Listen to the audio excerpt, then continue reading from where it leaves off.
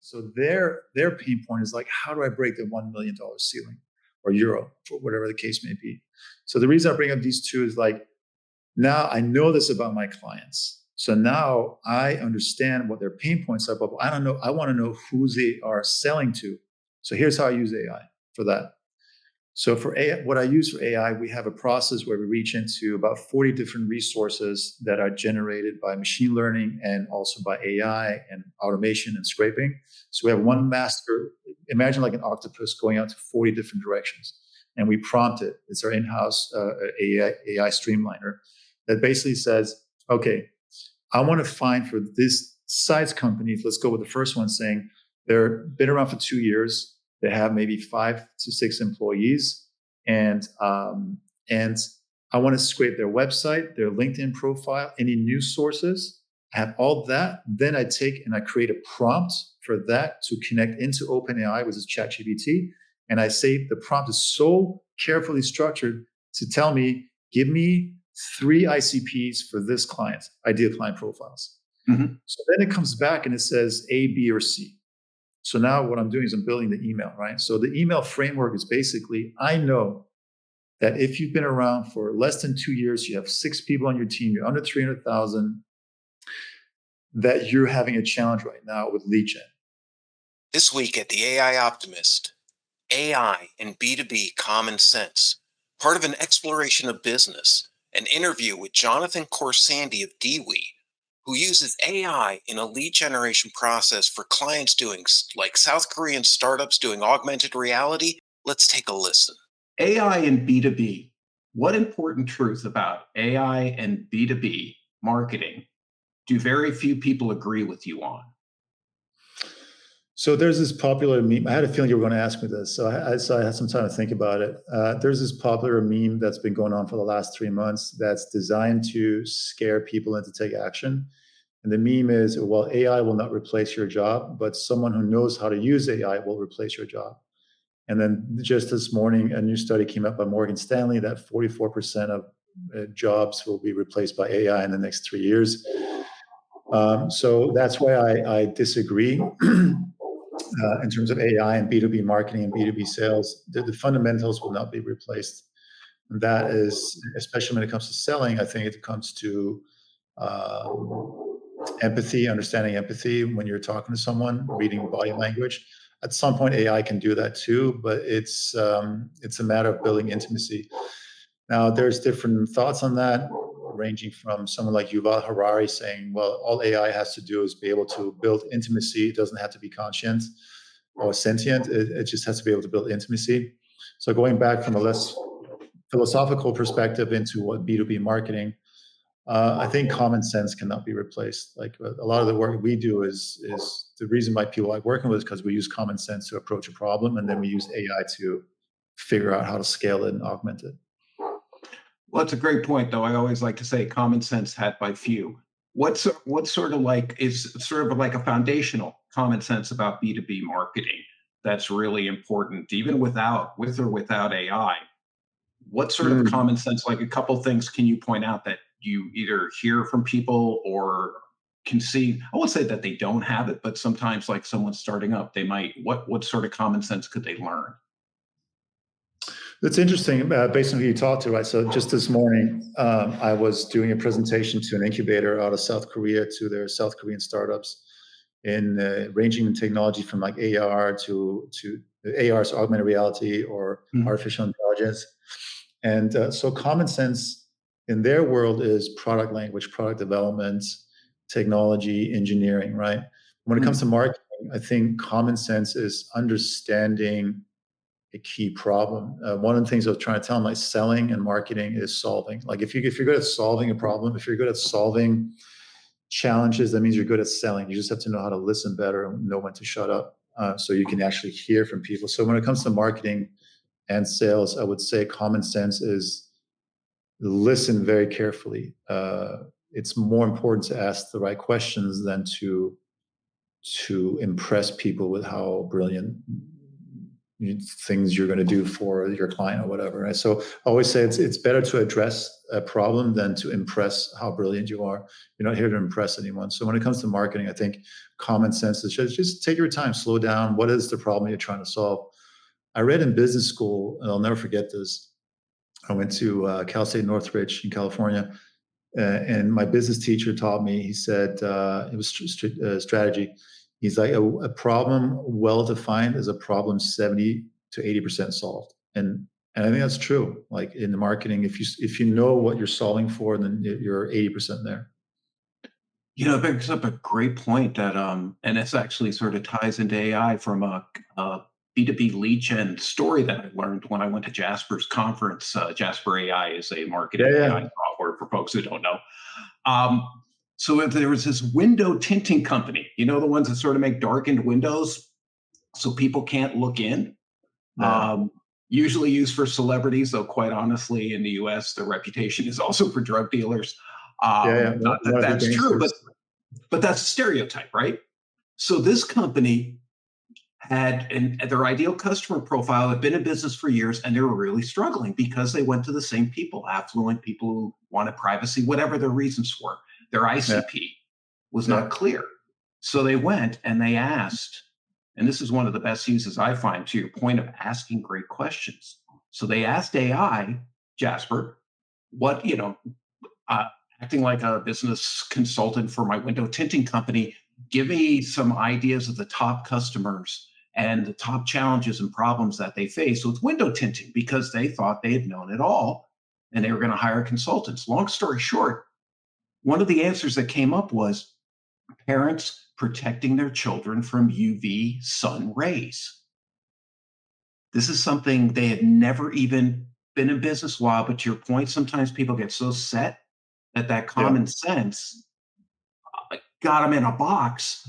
They yeah, pivoted to actually sell to parents, and their sales went nuts. Just yeah, it's literally almost saved the company. To your point, yeah. and you can hire a consultant. And I'm not saying don't, but what's funny is that sort of common sense is usually lacking. But sometimes this is a weird thing with asking the right questions, where AI can totally bring us sometimes Yeah. a little bit of help.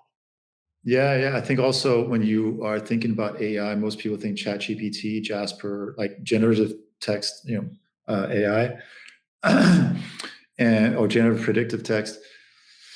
And I think there it's more than anywhere else. I think it's more important to know what is the question. And then if you're not happy with the answer, improve the question, keep improving the question. And I discovered a few months ago a site called Prompt Base where you can go in and basically buy prompts, like prompts for Midjourney for ChatGPT for like $5-6. And then it's categorized into like, what are you trying to figure out? Buy the prompt that's going to get you the result. These are the variables you can play with. So now there's a market for prompts, which is crazy. That market didn't exist a year ago. So that just gives a preview of like what other things that we can't imagine right now are going to exist in 6 months to a year from now. It blows my mind. It just completely blows my mind. So I think there's going to be new jobs, new positions, new opportunities in a year from now that we couldn't have imagined.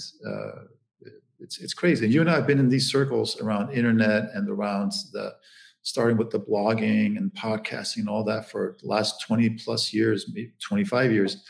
And jobs that exist today didn't exist 10 years ago, 5 years ago. No one could have imagined it. Right, and it's really funny. You can actually copyright prompts, which is ironic that you can't Isn't it? copyright the content you get out of, but you can copyright the prompts because that's human-generated original. Yeah. Let's segue into Forrester Research did a little survey for B2B, and it was real interesting because they found that a massive amount, anybody doing B2B dominant is using AI already. This was like in March of this year. And the four top uses were for targeting, personalization, marketing automation, and then chatbots was like a little bit lower. So let's jump into targeting and AI. When you're working with people, because I know at Diwy, and that's Diwy.eu for those folks who want to find out Jonathan's work. At Diwy, you have a whole approach that you obviously do with clients, and then also you have your appointment hacker. Talk to me about targeting. Like when you're working with people, how do you use AI to target, and what are some of the good things and bad things about using AI for targeting? Yeah, so this is where it comes back to common sense again, right? So before you use AI, you have to really know two things. You have to know your ideal client profile, and you have to know what your value proposition is.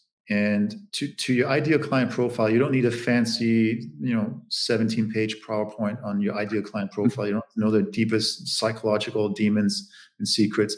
When you're talking B2B, basically you have to understand like what's the company, the industry, the niche, the level of seniority that you want to talk to. What are they facing? What are their job descriptions? How long they've been in the job?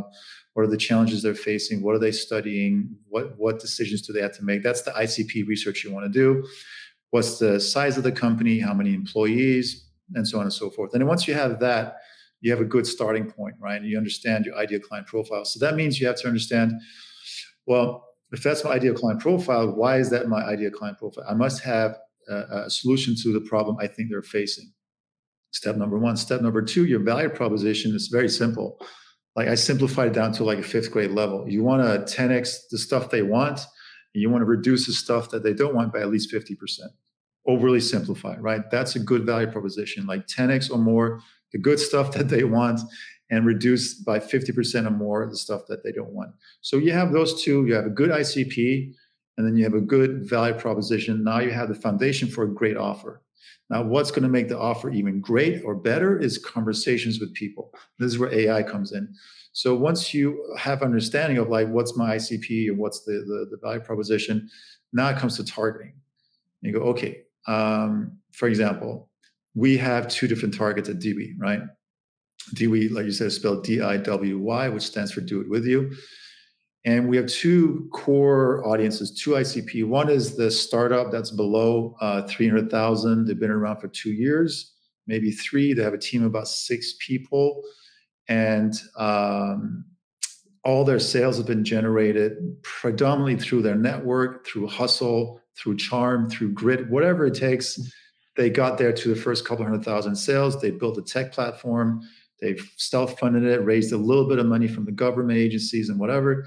And now they're 2 years into it. And all of a sudden the founder wakes up, let's call it a 3 a.m. brainstorming session, right? And like, crap, how do I generate leads? I know this because I've talked to, just this summer alone, I talked to over 120 startups in Europe and the US and in Asia and in Africa, live in person, either virtual or in conferences. I walked the floor, I shook hands. I'm like, what's going on? What are you guys looking for? And that's one profile. And then the other profile is they're at 500,000 to 700,000 in sales. They've been around for 3 years, about 15 people. And they are just keep hitting 500,000, 600,000, 700,000. They keep hitting that ceiling. They can't break 1 million, because once they break 1 million, they know they can go raise more money at better terms. Yeah. And investors are shrewder than ever, right? So their pain point is like, how do I break the $1 million ceiling or euro, or whatever the case may be? So the reason I bring up these two is like, now I know this about my clients. So now I understand what their pain points are, but I want to know who they are selling to. So here's how I use AI for that. So for AI, what I use for AI, we have a process where we reach into about 40 different resources that are generated by machine learning and also by AI and automation and scraping. So we have one master, imagine like an octopus going out to 40 different directions. And we prompt it. It's our in-house AI streamliner that basically says, okay, I want to find for this size company, let's go with the first one, saying they've been around for 2 years. They have maybe 5 to 6 employees, and I want to scrape their website, their LinkedIn profile, any news sources. I have all that. Then I take and I create a prompt for that to connect into OpenAI, which is ChatGPT. And I say the prompt is so carefully structured to tell me, give me 3 ICPs for this client, ideal client profiles. Mm-hmm. So then it comes back and it says A, B, or C. So now what I'm doing is I'm building the email, right? So the email framework is basically, I know that if you've been around for less than 2 years, you have 6 people on your team, you're under 300,000, that you're having a challenge right now with lead gen. But what is better is I even know who you're trying to sell to. So here's the email copy. The subject line is, hey, you're trying to sell more A, B, or C, this client, or this client. And then I'm basically saying, hey, Declan, I noticed you've been around for 3 years, which means you're getting here by luck. You got here by charm, by hustle and grit, selling through your network. Good for you. I'm curious, out of the 5 people on your team, how many are dedicated to bringing on A, B, or C? Happy to share what works in outreach. Very simple, straight to the point. I don't start my email, say, hope you're well, have a great year. I don't care about any of that. I just go, you want to sell more of these clients? You've been around for this many years. This is your team size? Who's dedicated to helping you grow sales? And I can tell you, a lot of times we get emails, wow, this was a great email. It was spot on. It's exactly what I'm going through. Now, another thing we scan for using AI, we scan their tech setup. So we scan, like, what are they using their technology for on a DMARC setup for email marketing? So DMARC, DKIM, and SPF. If they have those set up, we can scan that using AI. We know that they're serious about outreach, but they're probably not getting results. So we can acknowledge in email number 2, either, hey, I noticed you set up DMARC. I'm wondering how that's going for your outreach. Happy to share some other secrets with you. Let me know. Or I noticed you didn't set it up and your emails might be in there open spam and junk. Let me know if you want to fix that. Wow, that's I really, just a second, I want to unpack that for folks who don't know what DKIM, SPF, DMARC are. I'm not going to get technically into it, but these are really, if you're emailing anyone, these must be set up or you stand no chance of getting in there. And what's really brilliant about what you're sharing is that allows us also to know the type of, for one, their awareness and how they're using email. And seriously, so many don't know this and think it's technical. And I'm saying that for folks listening here. They're like, wait, what is that? But what's really brilliant is these are public records. So they also can tell you what services people use. To give you an idea, like, do they use HubSpot? Do they use other sort of things? So for email deliverability, these are really important. And I also love what you're talking about with the ABC, because that ties into personalization, that you're actually addressing a need for something specific rather than another big mistake I see is people blasting and using this to sort of be, it's really lazy. Like, you got to at least give us 3 buckets or something that we can approach. So let me follow this back with you. So if you're sending it out to those people, obviously we all know that there's multiple decision makers. I hate that word. It's almost dated, but there's consensus decision making. So there's executive level. Like, when I sold HR software, I would often go to certain levels of HR. I would also go to lower levels, work my way up or work my way down. I have a lot. Can you even, and the secondary question is it really feasible to even target C-level and things like that? In smaller companies, maybe, but in larger, I found that they're almost insulated from getting email. And I'm curious about your feedback on that in terms of, do you segment by job title? Obviously size of company matters greatly here. So what tends to happen, we've gotten appointments for our clients. We've gotten them an audience with Fortune 500, Fortune 1000 companies. We've gotten CMO, CFO, COO level, CEO level even. Not necessarily direct audience, but they're buying, saying, oh, this is interesting. Please follow up with this person. And they just forward the email and CC the ones that we need to be talking to, right? So now we're getting a top-down referral into the appointment. Now the executive VP of sales needs to meet with us because the CEO said so, or whatever. So I think it works. The common misconception is like this only works on SMEs, SMBs, and not enterprise. It's not true. Like, enterprise exists to be in business too. And if you have a good value proposition, good understanding of what they're going through, because when you get at that complex, that high level of selling, then obviously you need a bit of more sophisticated outreach. And for example, one of our clients, they sell augmented reality to beauty, skincare, and cosmetics. And their clients are Chanel and L'Oreal and companies like that. So with them, we're looking at directors of marketing specialized in retail for France. And because our client has like a retail experience that they can augment with augmented reality, it engages a younger audience. So the email outreach to them is like, we notice you've been a director of marketing in the last 3 years, because we see how long they've been there. And we're curious, how has AR impacted your position over the years? And what are you doing for Christmas? Upcoming events in your retail event using AR, right? So now I'm acknowledging how long they've been around, in the position they're in. They have Christmas and Valentine's Day coming up, New Year's. I'm sure they're doing events in retail for cosmetics. I mean, everyone is. And then the second email might be, how, if at all, are you using AR to engage a younger demographic to get them to buy, because they're on their phone all the time, right? So we go back to the original question, which is how do you do targeting? How do you use AI for targeting? You use common sense to really, really, really know your customer. Once you really know your customer and what pains they're solving, then you scrape and you put together the right AI table to say, these are the variables I want to talk about, because once they see that, you get a high open rate in say, direct outreach. Now you know they're engaged. Even if they don't reply, they don't book a meeting, you know they're engaged. Now you can maybe follow up later on LinkedIn. Maybe you can show them an ad later. Maybe you can call them, send a direct letter, because it doesn't stop at email. Some of the things we're experimenting right now over the next coming months is saying, okay, all the ones that open emails for ourselves or clients, let's send them a postcard. Totally unexpected, old school, but hey, why not? Because I know they're opening our emails. I track that, right? So I can say anyone who opened our emails at least 15 times over the last 3 months, there's something there. There's rather than nothing. Let's poke that. Let's give them a call. Let's send a postcard. Let's go find them on LinkedIn. Let's try it out. Let's a multi-channel approach to this. So it doesn't just start with email, but targeting. That's how I would use AI for it, and that's where the sense comes in. Yeah. No, and also it makes so much sense with even like it's so odd with the postcard because there's so little competition. The AI Optimist. My name's Declan, and I'm done. See you next time.